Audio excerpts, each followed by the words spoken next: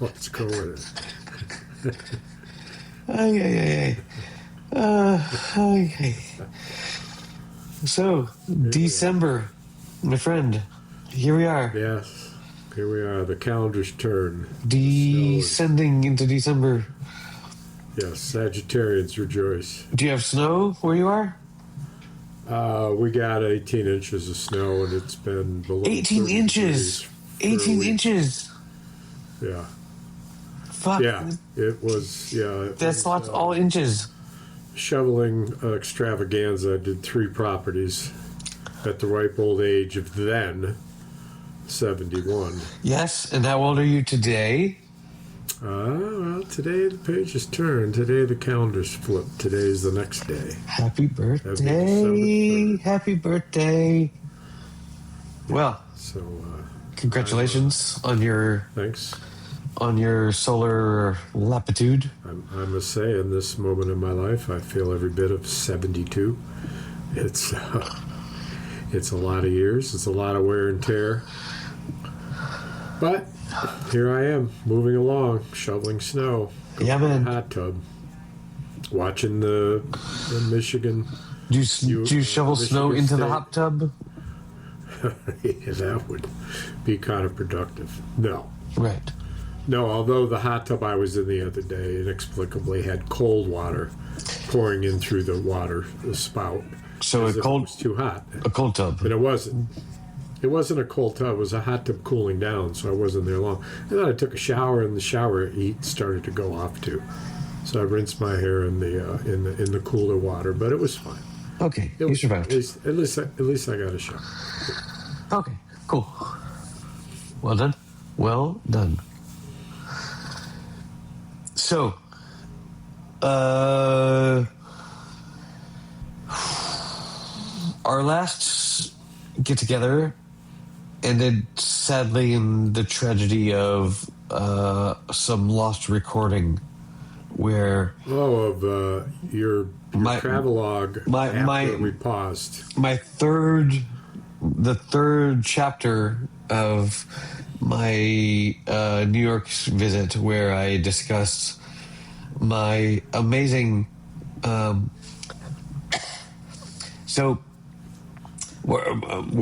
I discussed going out into Manhattan for the final day and ending up at the Comedy Cellar and having an amazing time.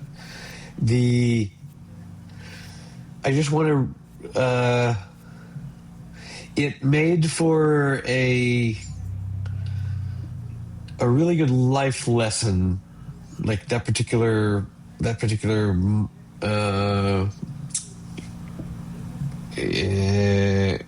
anecdote made for an interesting life lesson that I will carry forward, which is going on the just because you're comfortable going on one path and you know what it is, like going on the other path where you don't know what it is, and it could be amazing or it could be shit or it could be whatever. It's better to go on that, to experiment, to do things that are going to be different from what you know they will be. And the so-called less traveled road. And that makes all the difference, as Robert Frost said. Because there was a decision you had to make that was, I'm tired, I don't want to. Then you said, yeah, I will go. Was that the night? Yeah. So I was like, I could go. I could have gone to the conference after party that I knew would be exactly how it would be. And I chose, no, I'm going to take this weird opportunity to go with this other friend and do this crazy thing. And I ended up at one of the holiest places in all of Manhattan, watching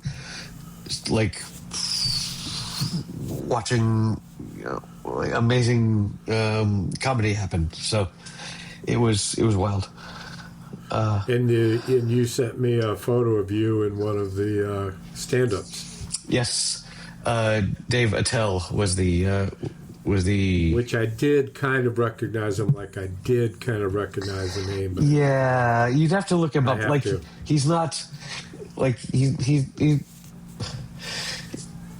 you know, like good on him for his work, but like he ain't no Trevor Noah or you know, Not yet. Well, not yet. They didn't used to be either. Yes, but like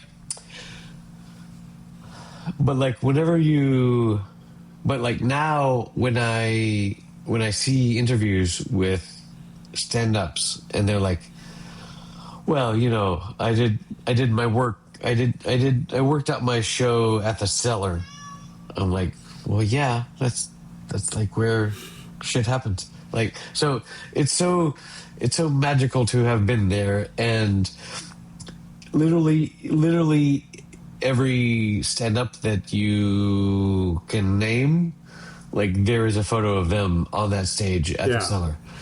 There actually is a HBO series about the club that is yes, about the woman who owned it over the years and how it all worked.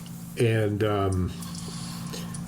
it's testimonial from current day who in the day were wannabes, and it's all along those lines. And I'm trying to think of who the woman is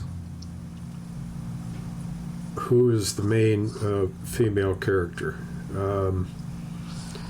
But she's really, really good. She was also a big, she played the attorney in, the woman attorney in Treme.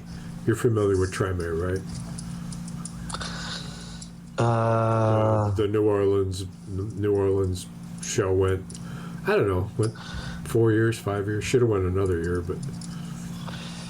So I'm looking at the Wikipedia page for the Comedy Cellar, and I'm looking for information about.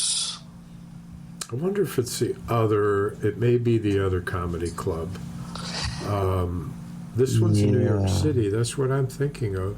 Is there one in Los Angeles? Yes. Yes, there is. There is another one in Los Angeles that everyone goes to. It's the LA one that the story is. Yeah. Okay. But interesting in the parallels. Yes. Yes, there is another one in LA that everyone talks about. Yes. So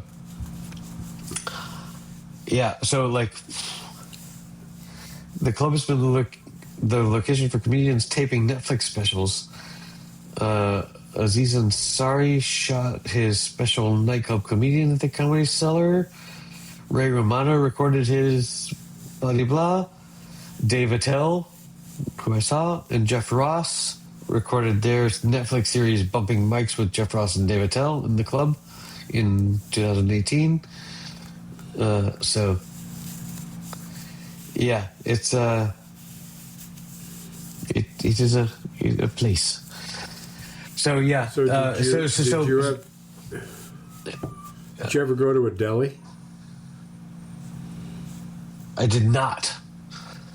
I ate a shitload of pizza, but I never went to a proper deli and was like, no.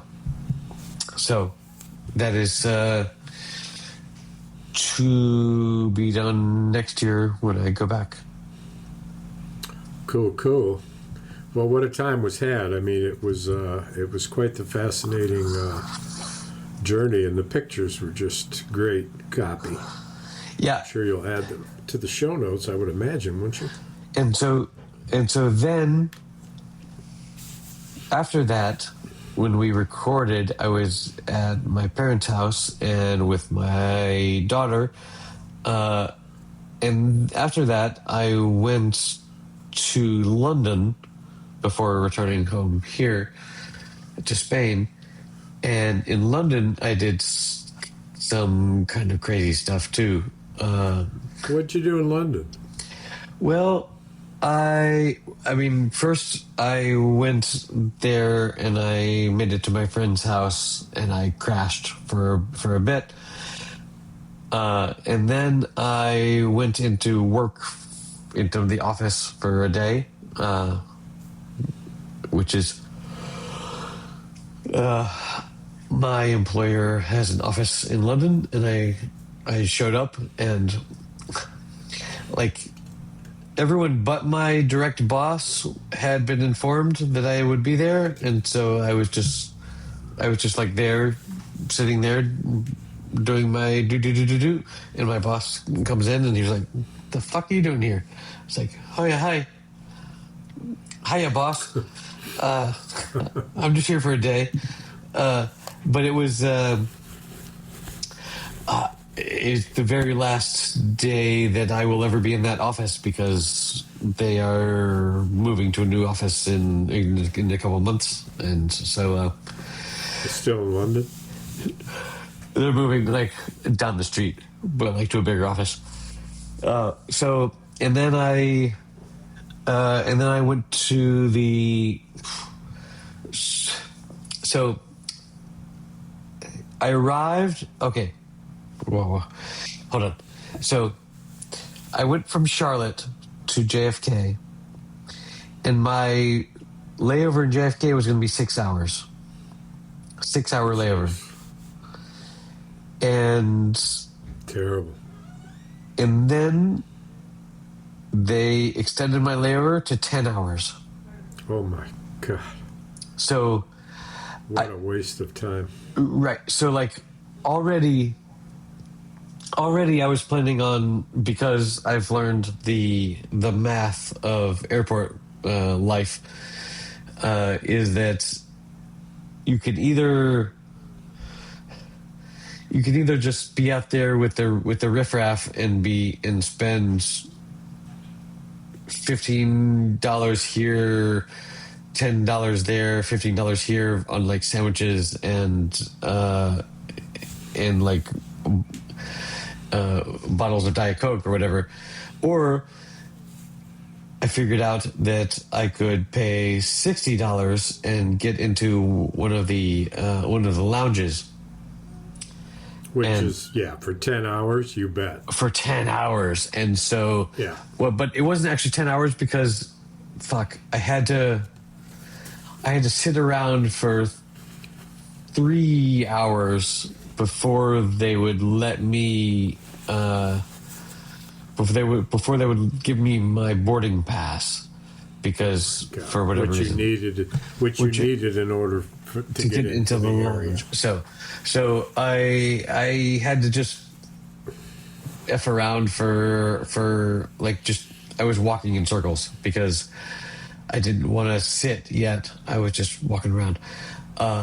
So finally they gave me my boarding pass, and then I checked into the lounge, and then I sat down and I watched some movies, and there I had like free food and free and good food, in my experience, when I was a member.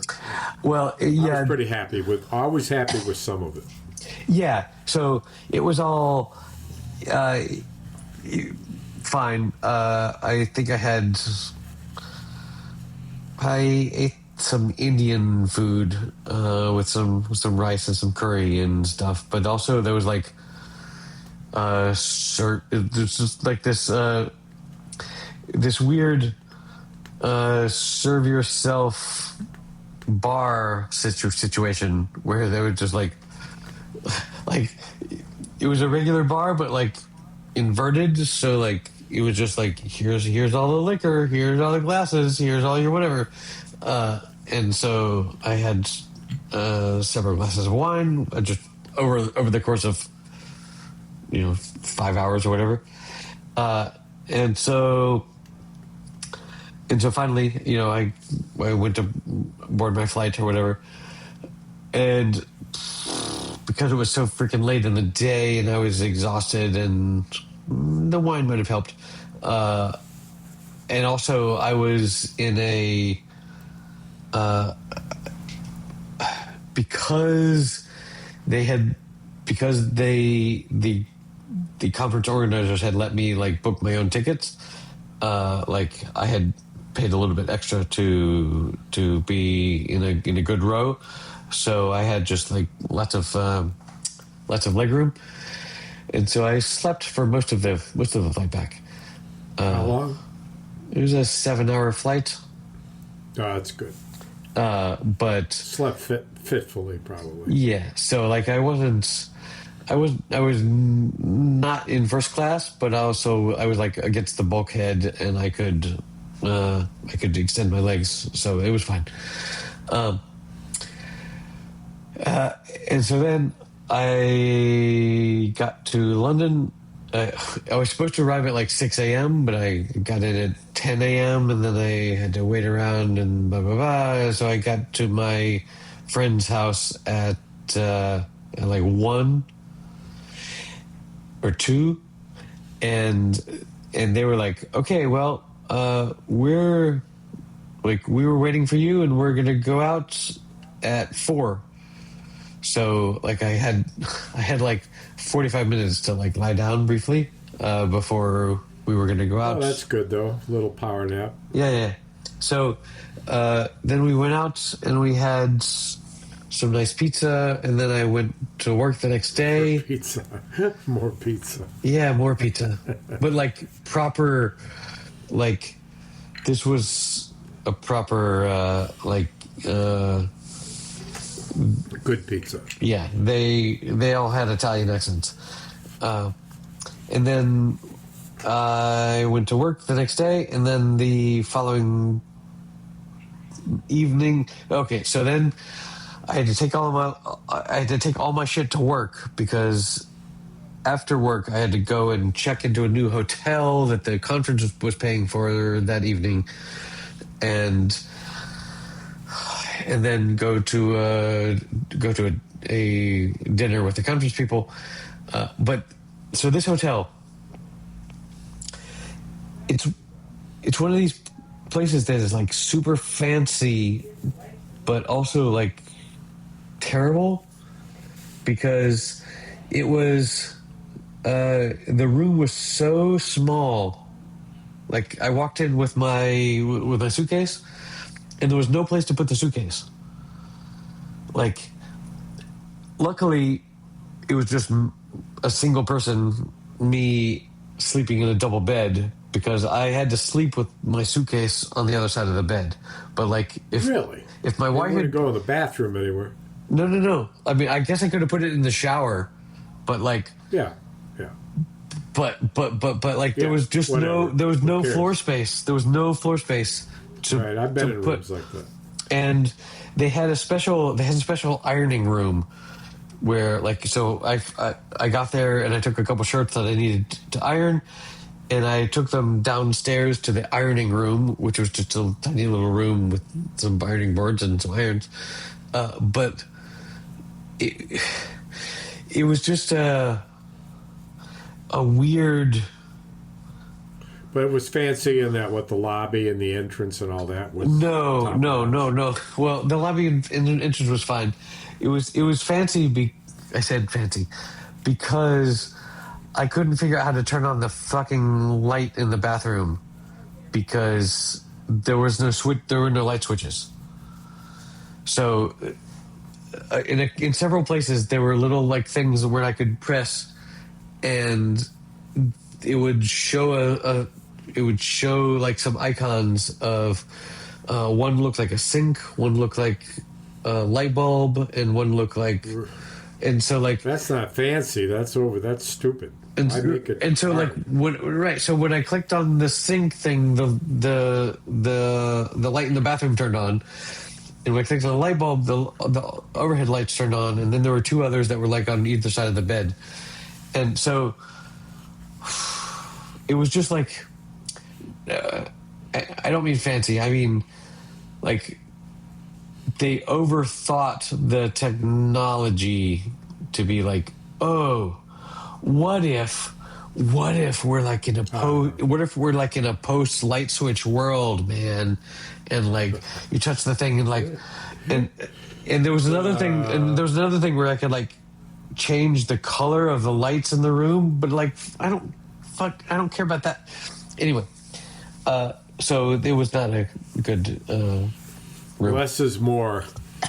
But then less is more. The conference was at a place called the Brewery, where they had photos in the bathroom of when the huge venue that I was in used to be a place where they would like ferment beer.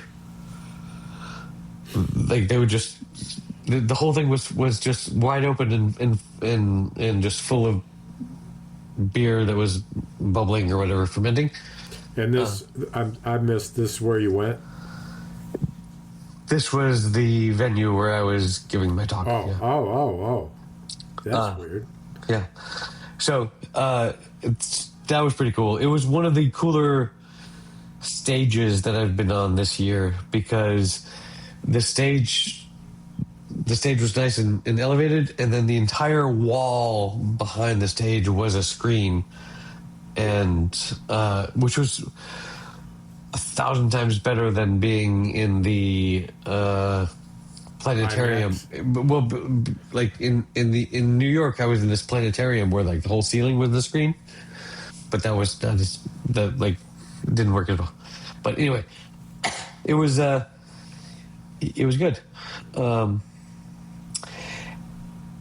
And I mean, we can go over to you to hear about whatever you were doing this week, but I've got another. Well, after I'll be brief. I shoveled my house. I shoveled my son's house. Yes. I shoveled my friend's house. I went to the hot tub. I had a beer and watched the game. Okay, your turn. Okay. You're up. And so after... What are you drinking? What are you drinking straight up? Neat. Oh, you kidding me? Guess what I'm drinking? Good shit. Right here. No. Glenlivet. Yeah, baby. I found it in the cupboard. Isn't that weird? Amazing. On the rocks, of course. Yes. So then, let's see. So I was lucky enough to have the first talk of the day. So like after my talk, I was able to, well, after my talk, then I had to remember back in New York, after my talk, I had to interview a couple people. And this time it was my turn to be interviewed by someone else. So I sat down and they mic'd us up and I sat around and talked about, I don't know, whatever, for 45 minutes. And then I was able to like take all my crap back to the hotel because it was only like a 10-minute walk. And then that evening, like we went out there was an hour and a half break between after the conference was over and then our after party. And so I went out with some people to a restaurant and had freaking more pizza. Are you kidding me? Which was amazing. Now, riddle me this. When you go to these places, if they have other dishes besides pizza, do they, number one, and number two, if they do you order? You don't. I do. You just love pizza. You love pizza, so no matter where you go, you eat pizza? People love pizza. Yeah, but like people take me to pizza places and... Because they know you love pizza. No, it wasn't about me. It's just like people go to places where pizza is the main thing on the menu. So other things like stromboli or even pasta, spaghetti or whatever, but no? I could have, but everyone was ordering a pizza, so I was like, okay, fine, whatever. Yeah, well, And it was amazing. It was amazing. The then it's great. But so then there was this like pub quiz thing where it was a quiz, like a super like weird technical quiz about like they were all super techie questions, and then there was a really bad karaoke. Like, God, karaoke, man. I don't know.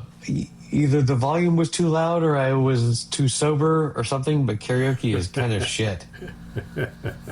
Well, It's like, tell you what, it's a gamble. it was so bad. And like I was trying to have a conversation with people, but like we could barely hear each other over the bad karaoke. It was bad. Yeah. And so then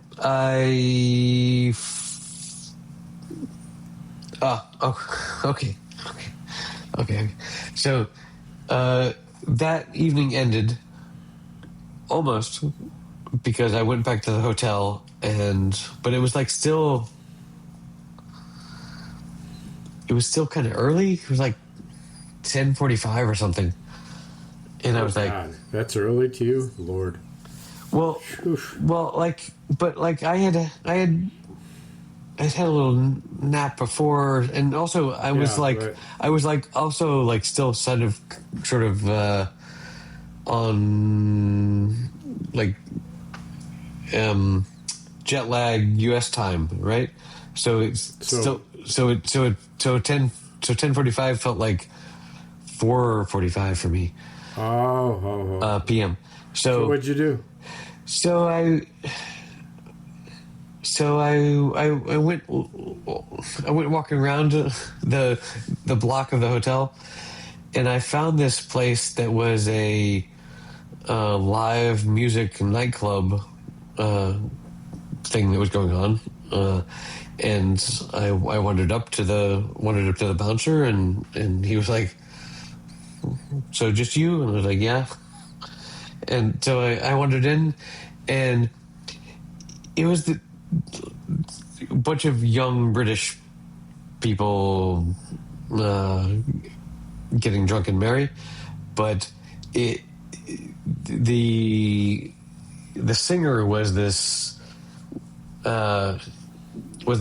young guy that was doing just really good, just a single acoustic guitar like covers of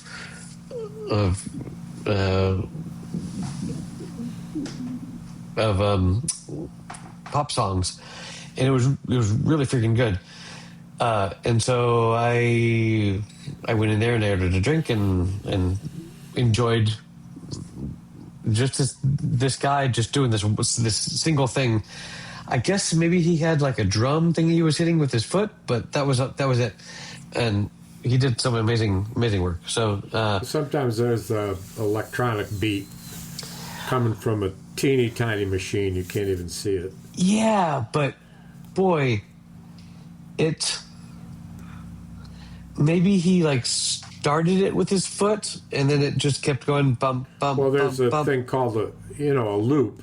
Yeah. Where you record it and then play it. And It just repeats. But he wasn't. Guitar players do that when they want to play both the rhythm and the lead. Yeah. Like I'm aware of what Ed Sheeran does with looping and things, but it didn't feel like. I was far away from the actual stage, but he was doing some really proper amazing work. I was impressed. Well, that's cool that you just wandered out. Yeah, like so part of what I've learned is like you can just go out by yourself and order an old fashioned at the bar and sit there and just like and just be there by yourself. You don't have to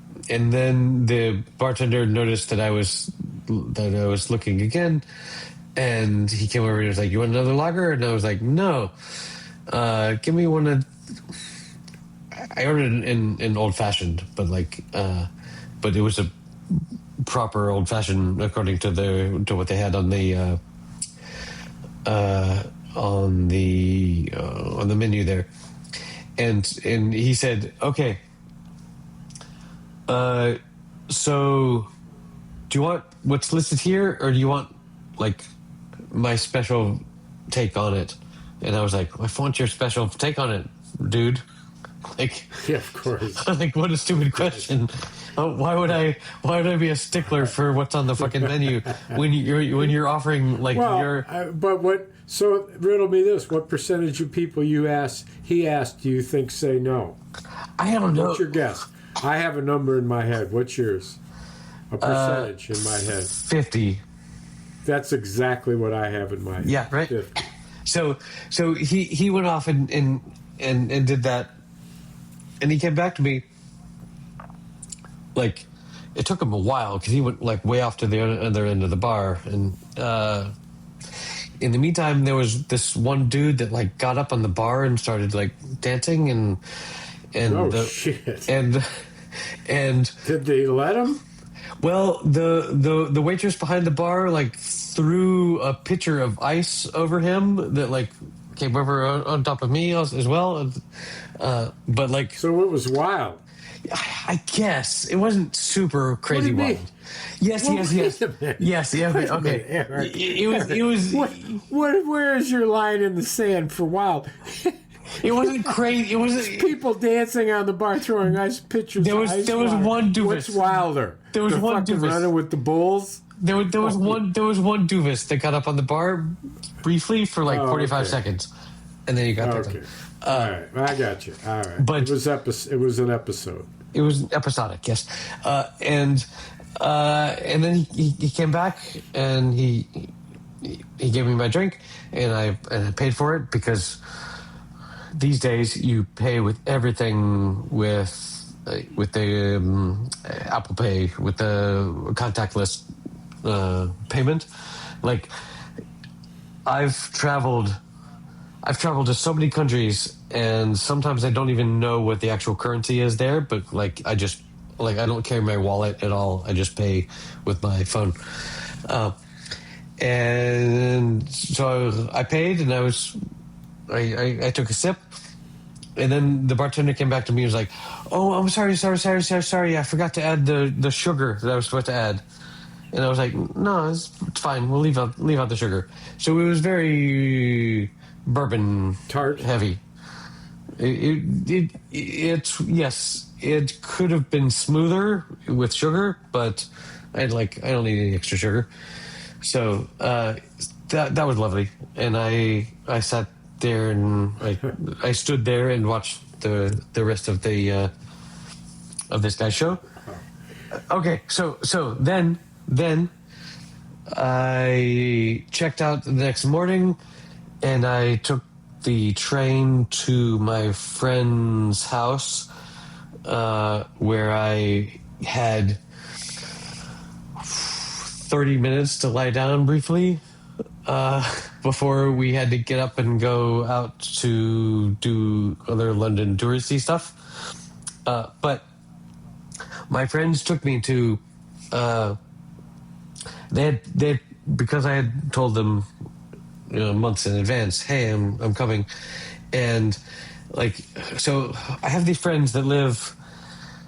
It's like a 45 minutes train ride outside of the city, so they can totally go into the city whenever they want, but they generally don't unless they have a friend visiting that makes them go into the city, right?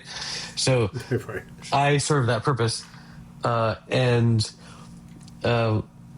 they had plans for us to go to some pretty amazing.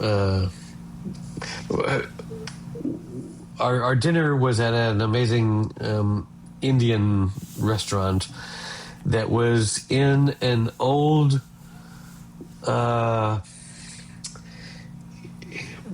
school like it used to be like one of these super preppy grammar schools, and the main dining room was in the assembly hall, but then they All had brick. yeah, but then they had the teachers' lounge, which was now the bar, obviously, like haha, and right, Yeah, right. and then there was like Well, I'm glad you slipped. I'm glad you slipped that in because the story needed a little oomph. yeah. So, but before we went there, we went to the Shard. Are you familiar with the A Shard? shard, like a shard of glass, Yes. cutting edge. So, Let me guess, avant-garde. yes. The Shard is the name of the tallest skyscraper in London. Oh yes, yes. And I know it. I've seen it. It's a crazy. yeah, and so In the pictures, it's yeah, crazy. and it wasn't there when I lived in the UK 20 years ago, but like now it's there, and so they had booked for us to go to have cocktails at the top of the Shard. Oh my god! So And I went to the paint store to get year old paint Yeah. shook. so That was so we went. our lives are so much alike. And so first you have to go up to the 35th floor, and then you have to walk around to go up to the 52nd floor. Phew. And once you're up there, there's just this like cocktail bar, and they first seated us in a temporary seating place because they said, you know, obviously you're up here at the top of the Shard, you're gonna want a window seat, right? Yeah. But like until we have a window seat available, we're gonna seat you guys over here with a not window seat. And so we ordered. So as I recall, when I was in New York, I was amazed by the $19 cocktails. Yeah. These were 25-pound cocktails, so that translates to $33 cocktails. For a little fucking thing. And it's At like the top. Oh well, yeah, because they could. right. Because they could. So Because they could. So we had some really stupid expensive sweet little 5 sips of something, but then they moved us to the window view, and like the window view would have been cooler if it had been daytime, because at night, like the reflection is so bad. Like when you try to take a picture, all you see is the reflection Yeah. of the cocktail bar behind you. But it was fantastic, amazing. Like So there's a restaurant. You reminded me of a place in Detroit. I think I've got this right. At the top of the Rensen, which is also 53 stories, is a revolving restaurant. It is circular, and the tables nearest to the windows all around with a railing, and then another set of seats that are so higher up than the window seats that they do have a great view. the And a the corridors all the way around, but it rotates. the Renaissance Center in Detroit is a 73-story Marriott hotel. So even higher. I stayed in. That's why. You know what? I stayed on 53rd floor. Okay, there you go. That's where I stayed, and I remember I loved it there because, and I stayed there somewhat frequently because of my job. My office was there, but one wall was windows overlooking the river. Yes. Yeah, and so I would sleep with the curtains open, turn the heat up. Nice. And just absorb the energy of the fucking lights and shit, you know. I always loved it. I did that in San Francisco once, where we did a honeymoon thing where I was working in Salem, Oregon. I had a consulting contract up there in the capital of Oregon, and said, "Hey, hon, why don't you meet me out here in Salem? We'll rent a vehicle, and we'll drive the coast." And I'll set up places to stay, and I set up Airbnbs all the way down the California coast, and we toured the redwoods and the amazing crashing surf against the cliffs of Highway 1, and there's a lot to be said about each of the places we went. But here culminated in San Francisco, where the trip ended. We had a flight. And we had, for some chance, I could delay my flight, but we were in this room that, like the one in Detroit, was all windows, but it was a big room. It was nice. Beautiful. We were way, way, way high up, because I booked all this months in advance, every nook and cranny, you know. And we loved it so much that we stayed an extra night, even though it was like $360 a night or something like that. I'm like, fuck it. I love this. Yeah. I go downstairs and tour, and San Francisco is the biggest little city in the world, you know. Right.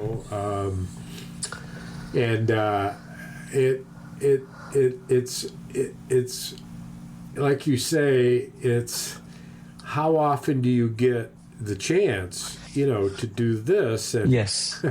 I will tell you one funny story that we tell amongst ourselves all the time, and that is that we were traveling in this one place on the ocean that I rented. It wasn't an Airbnb. It was almost like a commune type. We have different one bedroom, like small tiny houses, like one room and a heater and a pan to put a heater on or whatever, built into the side of a mountain, one up in the woods, one over in the meadow, one by the water, and, right, like a 3 or 4 a hostel, like a youth hostel. Well, except no, because it was way too diverse. Okay. Like the place up on the side of the hill that I wanted so bad, I just couldn't book it. But it overlooked the ocean. It had a concrete porch or a stone porch, and it's just one room, whatever. Sure. But then one up in the woods, and then 3 or 4 places in the main house, which was a old farmhouse where they had this huge breakfast of all-you-could-eat table style with everybody who was staying in all these places. And then the other thing that they had was this huge old barn that they cut up into places to sleep and recreation areas and communal places with couches and televisions and fireplaces, and that's what we got. Right. And while we were in our place in the barn, which had a little window to the next room, which was a place to play cards, a table, and a bench where we could have gone, but we went to bed. Well, people in the next room didn't realize we were sleeping right below them, and they went there to play cards. Nice. And so they were playing cards, and we were literally one step below them. And we were, at first we were awake, and then afterwards we weren't. We're like, so I knocked on the window, and they were shocked. You could hear a pin drop there. What's that? And I cracked open the door, which was like a step up to where they were. Right. So I was looking up to them and said, we're trying to sleep here. They're like, oh my God, we thought this was our area. We didn't know it was communal, this and that. But it was amazing. But did they quiet down? They left. Yeah. No, they left. Okay. They went to bed. Okay. They went to bed. The other about Because this thing was that's a weird social dynamic of, yeah, we're having a good time, and if someone knocks and says, "Hey, can you keep it down?" Boy, like, you need to be really almost ready to go to bed anyway for that to take place. Change the venue because it actually wasn't a communal place. Yeah. Okay. It was because they had to walk up 2 stairs to get there. 2 stairs below them, on the first, what essentially was the first floor of the bar, was a very big communal area. Okay. Chairs. They could have played cards there. But they went up, and I think, though, to be fair, that their bedroom, crawl-in bedroom, was up above this space. So maybe it would have been actually a common place for 2 couples, because there was room at the table for 4. Okay. So that's probably what it was. But it was one of these spaghetti canyons that started at the ocean with these huge rock formations, and there was a creek that ran down from the mountains. And as you went up this creek, it opened into a flatter area, a playing field, where the high mark of the water was, etc. And it was lush. That's where they built the barn. That's where they built the house. And as you went further up the canyon, off to the left was cliffy, but off to the right was less steep areas and a walkable bank that was 600 yards of open field in every direction. And right in the middle of that was where they had this one cave-like, almost built into the side of the mountain, with a porch that you could overlook. God, did I want that, but we ended up in the barn. But as you walked down the canyon anyway, and you got to the huge rock, there was a beach. And the beach was just fucking gorgeous, with these odd rock croppings sticking out 3 and 4 feet, jagged edges, and good sand. And we were there for a while. We ate this mammoth breakfast. And what I loved about it, because I'll eat anything, right, it was just the quantity of, taters and bacon and sausage and homemade biscuits and eggs and just people talking a mile a minute. And I wondered what it would have been like to stay in the house too. This is not the place they call Big Sur, right? This is nearby. No, this was quite a bit south of that. Okay. But still had the cliffing. In fact, I think it was approaching one of the forts. It may have been Fort Bragg, but no, not Fort Bragg. Bragg. Further south than that, when you get Fort out. Bragg is North Carolina. At Fayetteville. Yeah. I know. I think this Fort, not Fort Bragg, then Fort something or other, but yeah.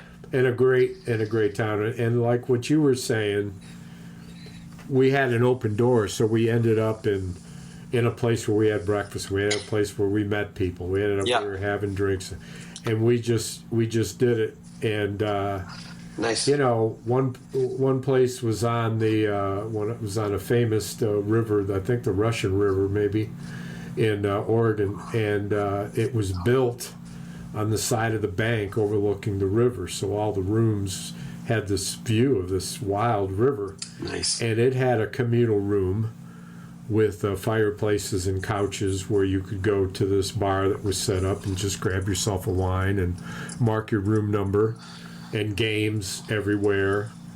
And we took a walk, and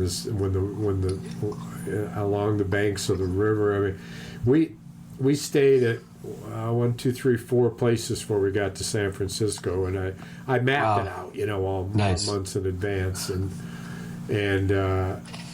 that's so nice to like pre-book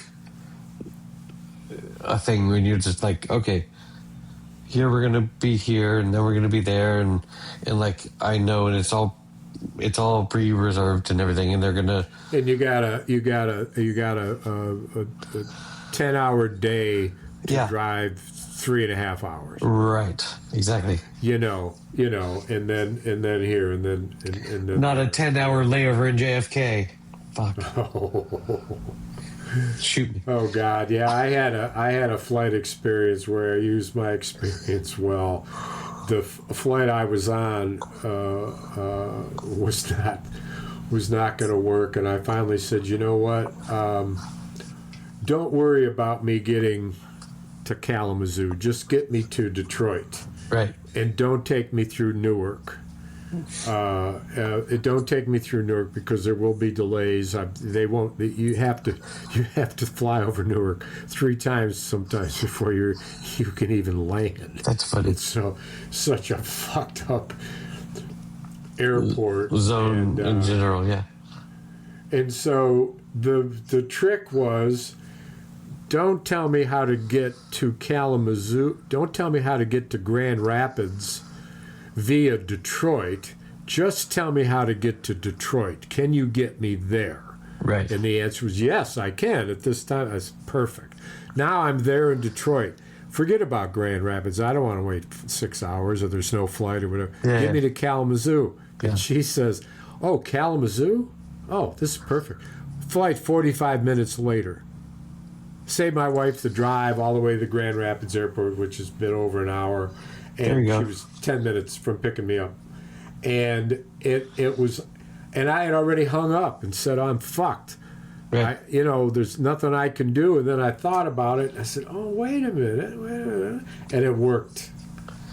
It worked like a charm. Amazing. And as it turns out, while I was sitting in Syracuse, this is where my start was, waiting for my flight to Detroit, the flight to fucking Newark was delayed.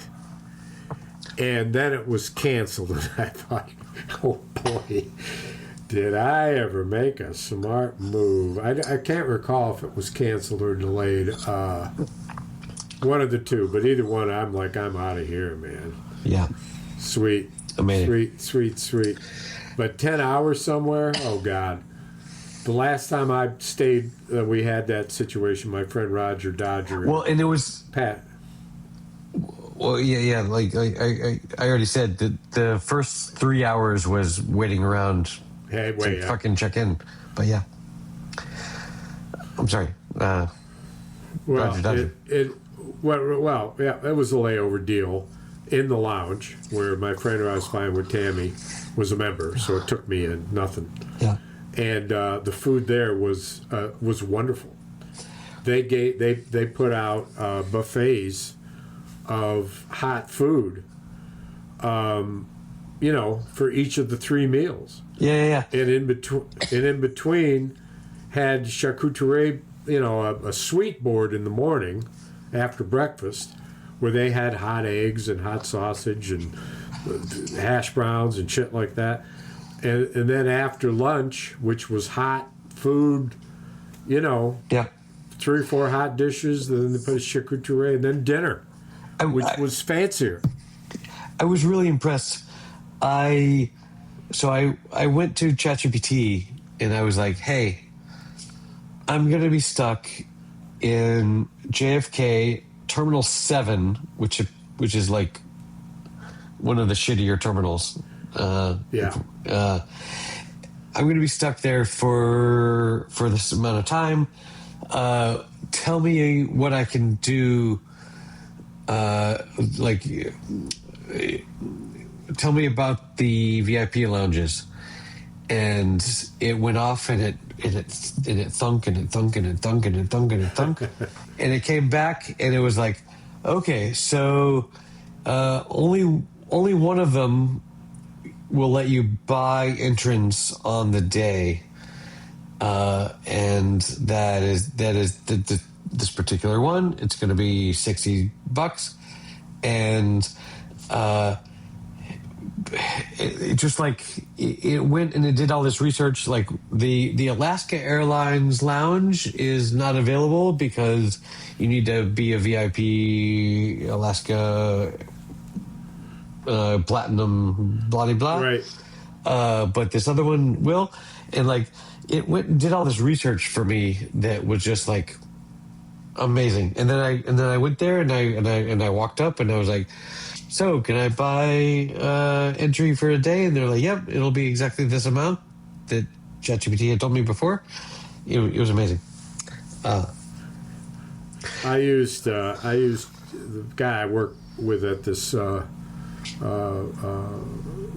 concrete company. I needed to order so much sand and so much stone to build a deck, Sure. brick deck, and he posed to a chat at PT and said, so just what I said to him. So I've got this area that's this wide, this area, this, and ChatGPT came back and he printed it for me and it said, that's an interesting question. Let's get started.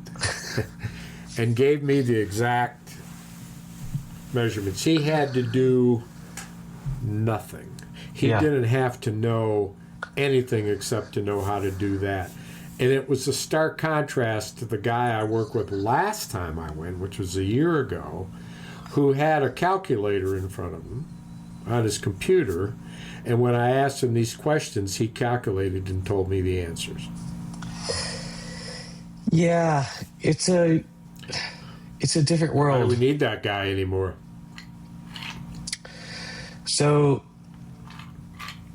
I've got a couple of TV shows to talk about if you want to, but also we can do politics or whatever. Or I don't know. Do you have any sports desk? I have a couple of quick things that actually I got to go. Okay. One thing is, this is world news you may have heard, is that the president and his minister of war, Yes. used to be the Secretary of Defense, Yes. Hegsworth, used to be a Fox newscaster, among other things. Hegseth, Make it evident which is the sound I make when I sneeze. Hegseth. And he apparently had given an order at this bombing of this Venezuelan drug ship that make sure they're all dead, kill every one of them. And it's controversial as to what he said, when he said it, what he said, if he said anything at all. But this Admiral Brady, Yes. who gave the order, is now giving a private, confidential, deep, high security submission to Congress. A person, he's testifying in front of Congress. But Trump said, no, I don't know. I mean, Pete said he didn't say that, so, and I trust him a lot, but no, I wouldn't have done the second strike. I wouldn't have wanted the second strike. Trump said that. I've heard all of it. I've heard all of it, including Pete tweeting that, like, I support Brady 100%. I support his decision to do his choice to make his decision to do this. And he called it the fog of war. Right. Meaning actually, I don't know that he got it right. I've been meaning to look it up, but I think the fog of war is a more generalized term to describe the environment of bombs and smoke and trenches and warfare and weapons and fear. The fog of war, what happens, it's sort of like the fog of war. The best scene that I can think of is in Born on the 4th of July, and main character is fighting in Nam, and there's smoke, and he ends up shooting one of his own men. Right. And the whole thing that was going on, when he said it was crazy, there were people were shooting, that's the fog of war. What Pete Hegseth said seemed to me to be the smoke from the boat caused what's called the fog of war. That's amazing. And I don't think that's right. I don't think that's right. so that's unfolding, and Trump's got loss after loss after loss. The latest stuff is all about him sleeping. He had a 3-hour staff meeting, a cabinet meeting, fully televised, and they show these bits and pieces of him nodding and go. He's pushing 80 years old. I mean, I don't know. I'm not sure. I always look at this. I said, "What's the news?" What? Well, also, like I saw several bits of coverage of this, but Jimmy Kimmel did a great bit of this where he referenced, yes, he was falling asleep, but also the night before he was up like 6 hours, like tweeting, like, oh yes, he did 300. He shared 390 tweets. Yeah, like 400 truths, where he was just up, like, and like we've all done this. Like, you're up late at night and you're all jazzed or whatever, and you might be, doing whatever, like, but then the next morning, like, you're supposed to be in these meetings, and you're like, oh yeah, well, okay, yeah, whatever, something, economy, something. But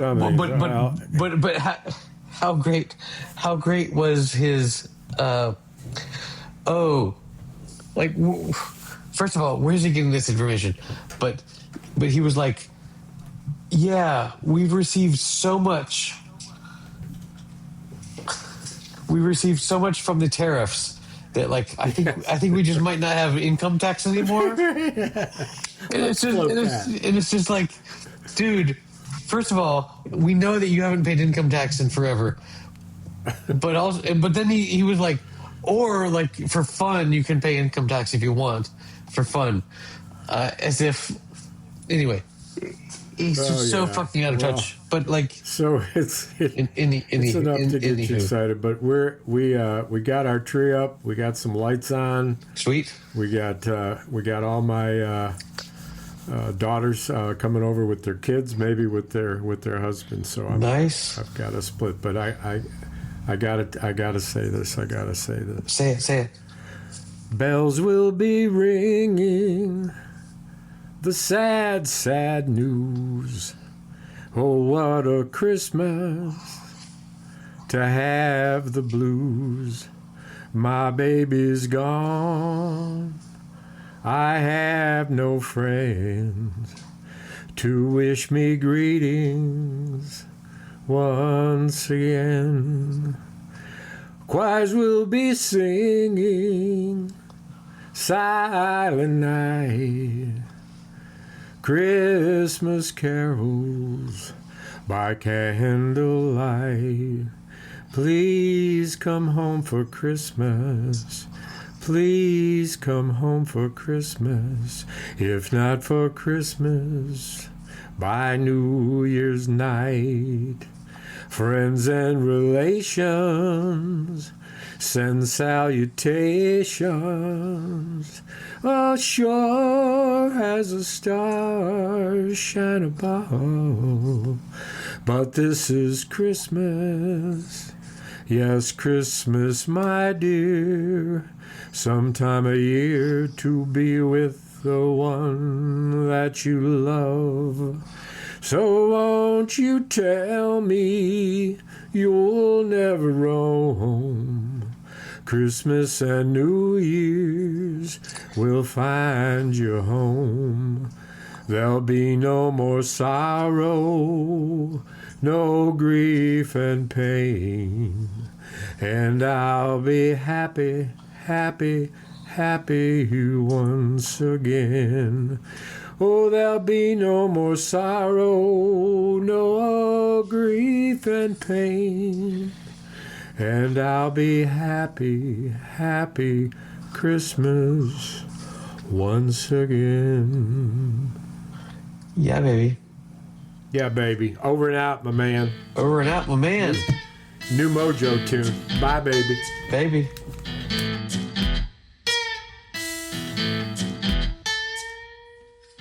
right, that's it for episode number 267. You can find these show notes at happyhour.fm/267, where there's some link to some Wikipedia articles about some of the skyscrapers we talked about and just general good stuff. You can support the show at patreon.com/happyhour, which we would really appreciate. And if not, see you next week.